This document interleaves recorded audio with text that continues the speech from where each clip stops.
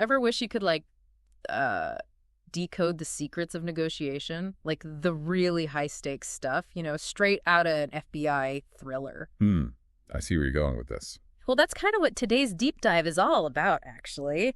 We're diving into the world of Chris Voss. He was a lead international kidnapping negotiator for the FBI. Wow. Yeah, intense, right. And he wrote this book called Never Split the Difference. It's got all these incredible insights that apply to, well, anyone, really, but especially to negotiation. I can see why you'd want to deep dive into this one. Yeah. What's particularly fascinating about Voss's approach? Well, he kind of dismantles this whole idea that to be a good negotiator, you got to be like all cold and calculating, Right, like it's some kind of game of chess? Exactly. But Voss, he's like, nope, that's not how it works in the real world. He says the real key is understanding like the psychology, the emotional stuff that's going on under the surface in any interaction.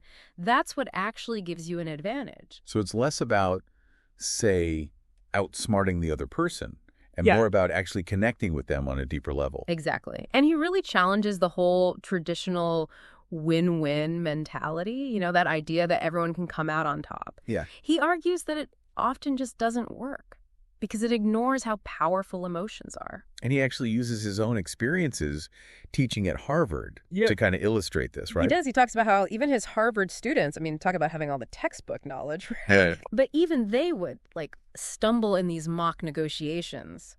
And Voss realized it was because they were so focused on the logic, the strategy, that they were totally missing these emotional nuances. Yeah, it's like they were speaking two totally different languages. Exactly. And that's where Voss's big idea of tactical empathy comes in. Oh, I've heard of this. This is about, really tuning in to the other person, right? Yes. Not just their words, but the emotions that are driving them, and then acknowledging those emotions. Yes, exactly. It's not just passively listening. It's about actively engaging with what's going on beneath the surface. Okay, I'm getting this tactical empathy thing, but it sounds intense. It does, but it's also incredibly useful. Think about it. Imagine you're in a negotiation and the other person is being just difficult. Tactical empathy would be not just reacting to the difficult behavior, but trying to figure out what's causing it. Mm-hmm. Are they insecure about something? Are they afraid? Do they feel like they're not being heard?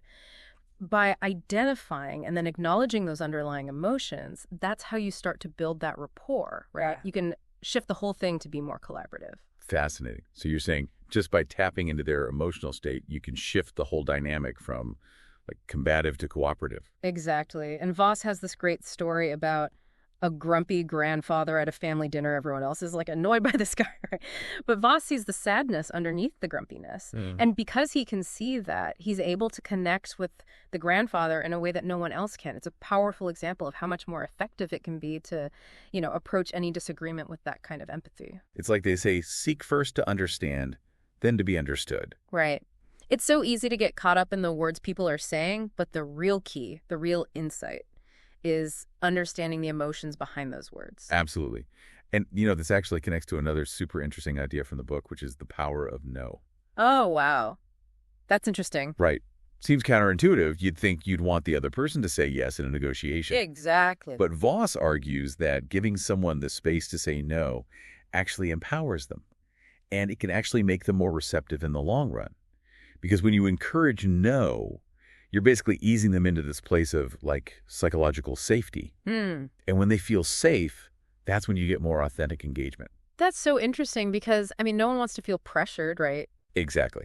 And Voss actually talks about how there was this fundraising experiment. Right. And the scripts that were designed to get a yes actually performed worse than the ones that made it comfortable to say no. Really? Yeah. The no-oriented approach increased donations by something like 23%. Wow, 23%, that's huge. So, how do you actually do this? Do you just walk into every negotiation can I have your money? No. Okay, quick. Well, not exactly. Voss suggests getting strategic about it. Think about how you can frame questions to elicit those no's.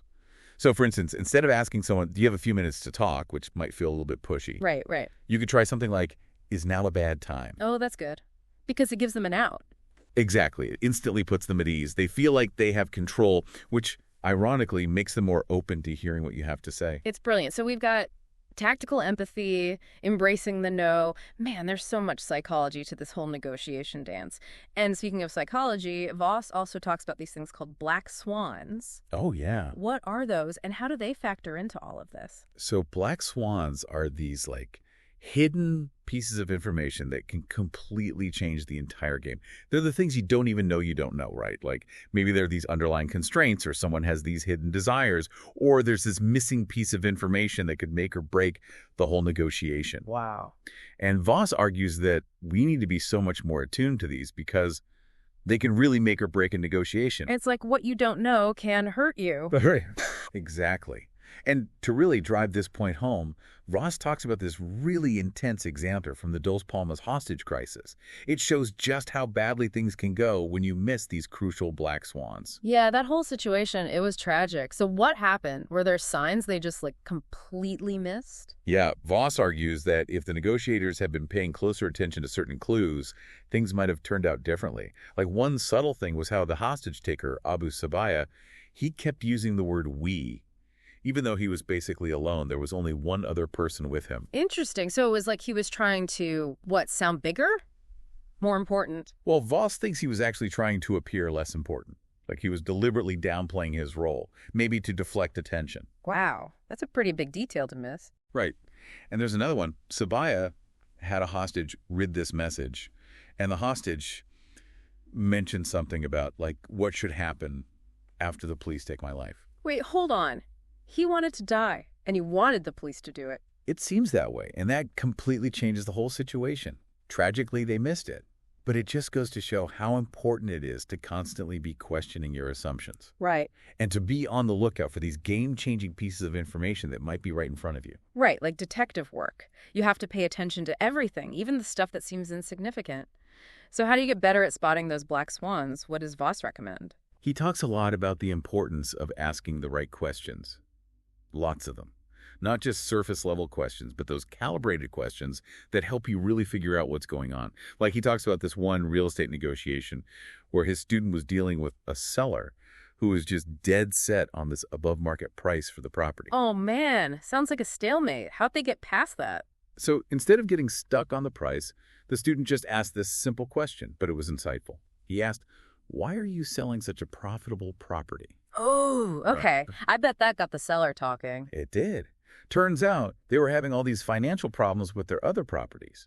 And because of that, they needed to offload this one as quickly as possible, which, of course, the student didn't know. So that completely changed things. Suddenly, the student has leverage. Exactly. Yeah. Just by understanding that one hidden motivation, and they were able to negotiate a much better deal. Wow, that's amazing. Just one question.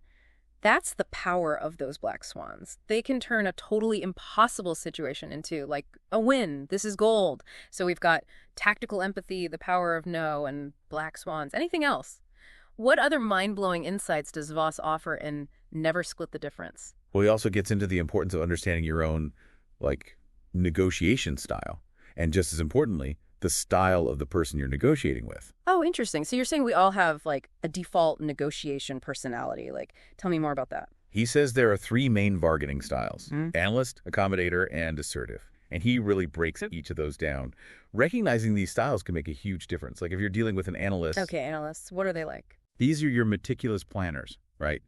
Data-driven. They do their research. They hate surprises. They live for logic. They probably bring spreadsheets to their negotiations. They might. You're not going to sway them with emotion.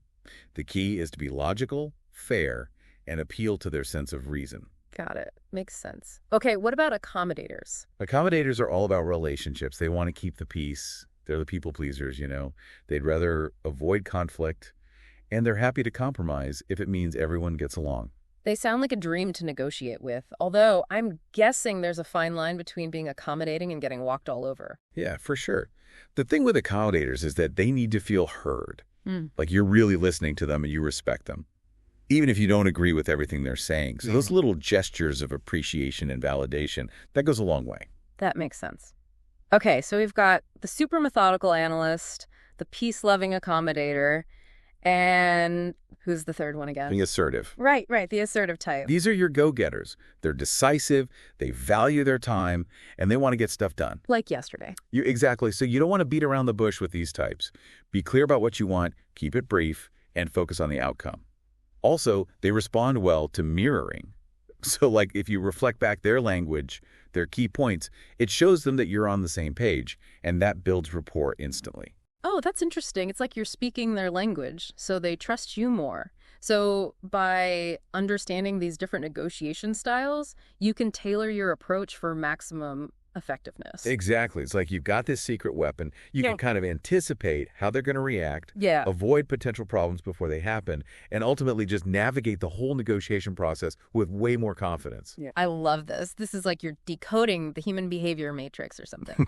Okay, so we've covered a ton of ground here, from tactical empathy to the power of no, to the art of identifying black swans, to these different negotiation styles. What's next?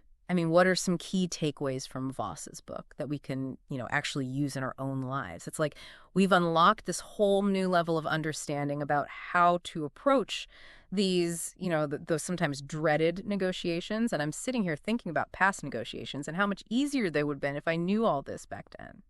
It really is about shifting your mindset. Voss talks about this idea that a lot of people have, the negotiation is about being ruthless, that you have to win at all costs. But he doesn't buy it. Yeah. He actually believes that the most effective negotiators, they're the ones who are incredibly empathetic and ethical.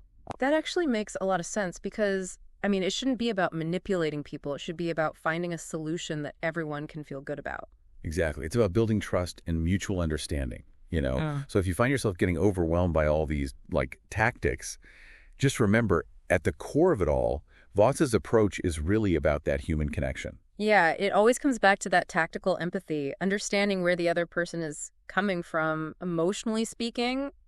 That puts you miles ahead. Absolutely.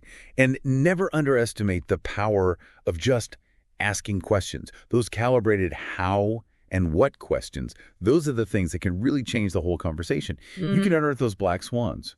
And sometimes that crucial information, it comes from the most unexpected places, right? Like we talked about that real estate negotiation, but Voss also has all these stories from his FBI days where, they were dealing with these really intense situations where it seemed like there was no leverage to be found. Like that story about the disgruntled veteran in Washington, D.C., that one really stuck with me. Yeah, talk about intense. Yeah. And that story is a great example of how leverage isn't always about what you have. It's about how you use it. It's about perception. Right. So this veteran, he barricaded himself. Super volatile situation. But Voss and his team, they were able to diffuse it. And they did it by tapping into this veteran's sense of military honor. Yeah. So the leverage came from this very personal place. His values, his identity, not some kind of power play. It's incredible how understanding someone's motivations can totally change the dynamic. It's really powerful stuff. And the best part is anyone can learn these skills. You don't need to be an FBI hostage negotiator.